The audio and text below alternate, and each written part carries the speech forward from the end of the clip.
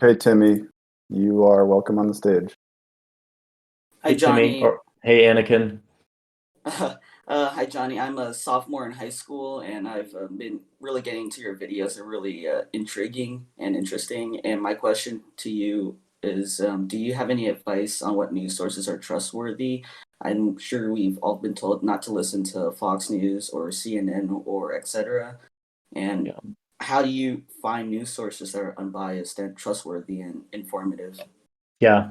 So I'll first say I don't believe in the idea of unbiased. I think every single news organization has something to say and has an angle on what they're saying.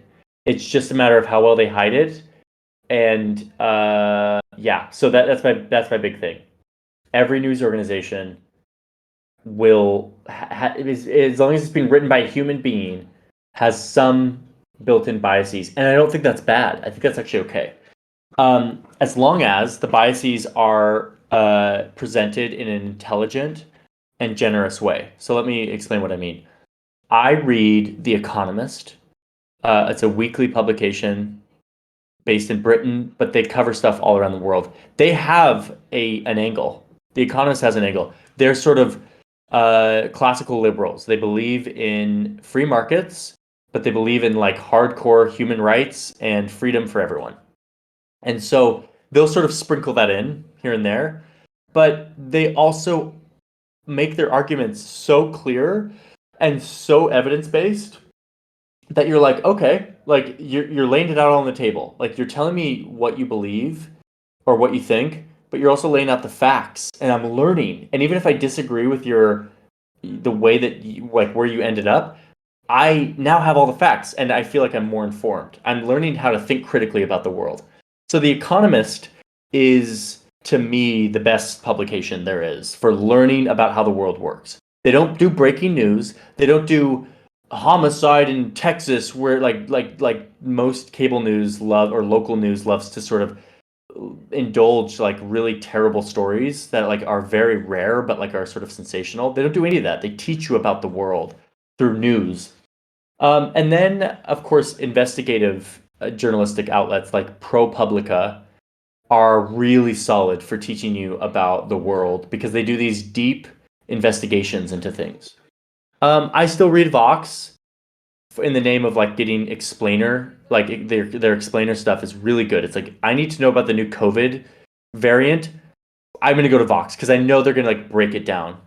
Um, and then, of course, the New York Times, I think, does a good job of laying out the news in sort of a traditional way. The Wall Street Journal, like all these sort of legacy publications. But my problem with them isn't that they're biased or whatever. It's that they are like just kind of boring. Like I don't learn about the world as much. I sort of just I don't know. It feels like a legacy to me. I want someone to teach me in a way, like in the way that I do on the channel. Like I want someone to like give me some juicy new information about how I can understand the world and not just report that a condo building fell down in Miami. And it's like that's important, but it's like that doesn't teach me about the world that a condo building fell down in Miami. Like I don't need to spend every day reading the headlines about the search for missing bodies. Am I insensitive? No. Like that's not my local. It doesn't actually pertain to me in my life. That's a big issue. But because it's a big issue, does that mean I need to know about it all the time? Like I don't think so. Like I need to learn about like healthcare and like healthcare policy and education policy and whether or not taxes are going up and like why that matters and what makes a better society. And I feel like there are publications who do that better than others. I love The Economist. It takes a while and I listen to it. I don't read it. I listen to it on the app and I love it. I think it's just really good. That's my thoughts on news. Thanks for the question. Okay, Lorne, you have a question. You've been invited up. And Jack, can we get whoever's on deck too, just so that they're ready to dive in? I want to make sure we get as many people in this last 11 minutes. Yes, absolutely. Lorne, let's actually when you Lauren's here- ready. Okay, go for it, Lauren's Lauren. ready. Yeah. So I actually had two questions. The first one was, so if you had to pick one person that you think that everybody in the world should learn about, who would you pick? And out of Mao Zedong, Hitler, and Stalin, who do you think like caused the most impact in terms of like destruction or like up till today? Yeah. Wow. That second one is, I'm scared to answer. Who should everyone learn about? This is a hard one to answer because I tend to believe that the way that we write history is we deify, we turn these people, these George Washingtons of the world, into gods. And we sort of create narratives around them that like make them these stalwart people who did amazing things. And they did. They did. And yet I don't feel like it's useful to know Thomas Jefferson's morning routine because we can emulate him. Like it's just that just seems like a way that's like a great thing for like a BuzzFeed post, but like it's not actually useful.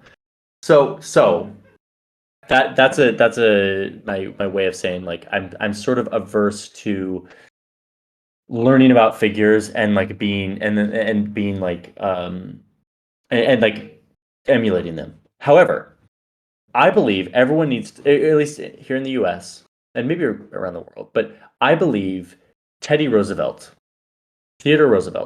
who was the president of the United States, but before he was the president, he was a undersecretary of the Navy. He was a figure who left a huge imprint on the United States, for better and for worse. And he's the exact type of figure that like represents what one individual can do to leave their mark. Again, good and bad. He was obsessed with war. He loved war. In fact, the Philippines episode that we're working on is probably going to mention him. He loved war. He like wanted the U.S. to go to war with Cuba, but he also loved conservancy. Like he wanted like national parks, and he like loved nature. He loved like hunting. And he's just a really interesting character. And he bullied the media to do what he wanted them to say, and like just an interesting guy.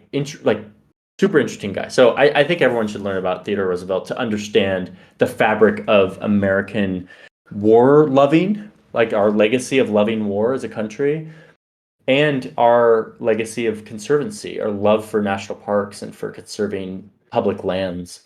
Okay, so there's that. In terms of Mao and Stalin and Hitler, man, I mean, Mao is the only. Wow, I don't know.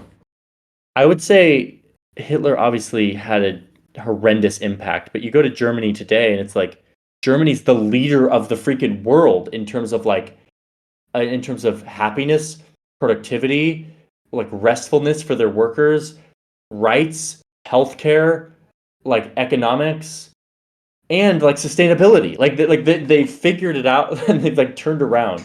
So I don't think Hitler's legacy goes on in any salient way other than like neo-Nazis and whatever, like a small subset. Mao, on the other hand, has a legacy that like is still very alive in terms of the revolution he created.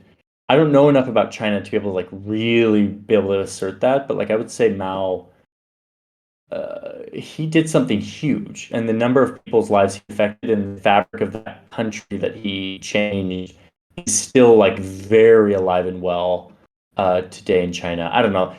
I'm hesitant to really come down on that with a firm answer, but that's sort of my waffly my answer to that question. Thank you, Lauren.